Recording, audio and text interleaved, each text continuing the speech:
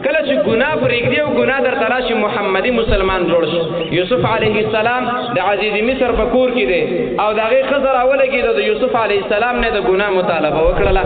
یوسف علیه السلام د رب العالمین نه یېرېدلو یو ناشنا انسان و، هغه ځان د الله رب العالمین په فضل باندې بچ شو. کله چې بچ شولو دې ښځې پې تور ولګو، حتی کې زندان ته یې ولېږلو. خو دغه وخت چې دی په دې کور کې راایساری وایي تا ته ویم هلکه زما سره زنا وکړه، هغه ورته څه وایي؟ معاذ الله انه ربي احسن مثوای. د الله رب العالمین نه پناه غواړم ستا په دې ګناه سره او ستا په دې مطالبې سره. زما رب العالمین ما له ډېر ښایسته ځای راکړی دی او رب العالمین ظالمان نه کامیابوي، لہذا زه دا ګناه نه کوم. د ګناه په وخت کې محمدیت دا دی، د ګناه په وخت کې محمدي اخلاق دا دی چې انسان ګناه ته څه وایي؟ معاذ الله. زه د الله نه پناه غواړم. مریم علیه السلام به تاسو پېژنئ، دا الله رب العالمین د خپل قدرت د ښکاره کېدو دپاره عیسی علیه السلام دله ورکړلو وه. جبریل علیه السلام د یو ځوان په شکل کې راغی، چې کله راغی مریم علیه السلام چې وکتو هلک را روان دی، وی اعوذ بالرحمن منک ان كنت تقیا. هلکه زه د الله نه پناه غواړم په تا سره چې زما خواته مه راځه. که ته مؤمن وې، ته محمدي یې، ته مسلمان یې او د رب العالمین نه یېرېږي، زه ځوان او پېغله چې نه یم، زما خواته مه راځه. دلته محمدیت په وخت د ګناه کې دا ده چې ته چا ته توجه کړي؟ الله رب العالمین ته. انی اعوذ بالرحمن منک ان كنت تقیا.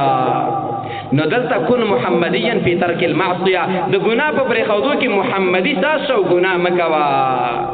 نبی صلی الله علیه وسلم یو حدیث مبارک دی، یو هلک و د ده د تره لور وه، د ده خوښه شوله، ده ورسره ډېر کله د ګناه مطالبات یې وکړه. جنۍ مؤمنه وه، کمالي جنۍ وه. هغه ورته ویل د رب العالمین نه ویرېږه او زه خپل رب ناراضه کولی نه شم ستا د دې خواهش د پوره کېدو د وجې نه. وخت تېرېدلو د جنۍ غریبه شوله او ضرورت شو، پیسې ورسره نه وې، خوراک ورسره نه و. دا فکر یې وکړو که زه دغه شاندې وږې پاتې شم نو هلاکه به شم، ختمه به شم، مړه به شم. د تره زوی ته یې وویلله، وایي تا زما نه په څه وخت کې څه مطالبه کړې وه، که ته په خپله خبره کې رښتینې وي نو زه حاجت لرم، ماله څه پیسې میسې راکړه، زه به ځان ته خوراک وکړم، ستا حاجت به پوره کړم.